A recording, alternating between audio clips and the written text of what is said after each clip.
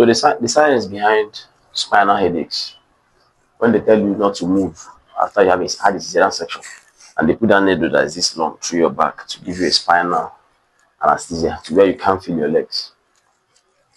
They usually bring you out of the theater and say don't move. The reason is the brain is connected to the spinal cord under the brain. So picture a ball of whatever that has a cord connected to it in that arrangement, to where the spinal cord is like a tail dangling off of a ball, a clump of whatever. If you picture what I'm saying, and then you can shake it where it's dangling. That's how the brain and the spinal cord, the architecture of the brain and the spinal cord is. Now, around the brain and the spinal cord, there is a membrane that covers the brain and covers the spinal cord also. So in that same shape, the brain and the cord, there's a membrane that covers it, like picture like a cellophane waterproof kind of thing, like a sack that covers it, something like that. And then the cord part also has a cord-like sack, like that, something like, let's picture something covering a rope and following it all the way down, like that, through your back down. Remember, spinal cord is a cord. Now, between the brain, the spinal cord, and that sack, there's water.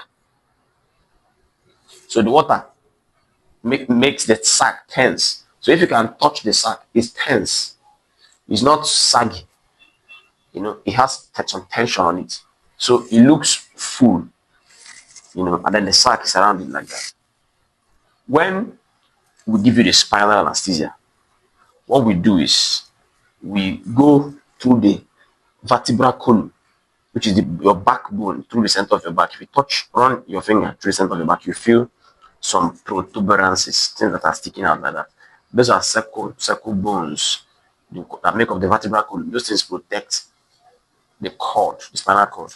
So we go through those bones, exist one on top of each other like this. So we go through the space between those two bones with that long needle.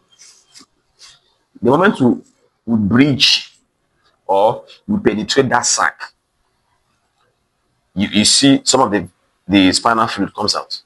Some of the fluid inside that sac comes out. That's how we know we're inside. Then we'll now give you the anesthesia, And then, of course, you don't feel pain till the surgery is done.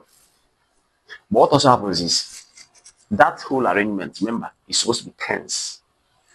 It's not a saggy sac. The sac is standing because of the quantity of fluid is optimal for it. Understanding like that. So the moment we prick it and fluid, some of the fluid comes out, that's the cerebrospinal fluid comes out, the overall pressure inside the sac drops. You understand? So when we do that thing, we ask you to lie down. And then you're supposed to lie down for a certain number of hours before you stand back up, because the fluid also was produced in the body and it's going to get replaced. But before it gets replaced, that thing we do where we prick, it temporarily collapses the sac. And if you're not lying down, the sac can collapse on your brain. So people who don't listen, when the volume of fluid is not optimum yet and you stand up, it's as if that sac that is now saggy collapses on top of your brain. And then it gives you a headache that no painkiller can solve. Sometimes it radiates through the neck. So if you had a spinal anesthesia and they told you not to raise your head up, don't raise your head up. This is why.